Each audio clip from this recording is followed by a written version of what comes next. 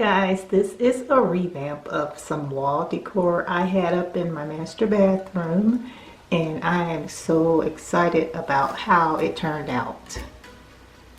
I will be sharing with you in my next video what I did to get this look. As you can see, the look is so different from the original piece.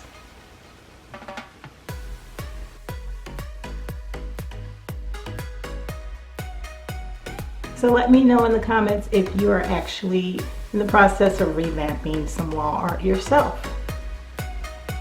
Looking at the before and after, if you love bling, you can understand why I'm excited about the new look.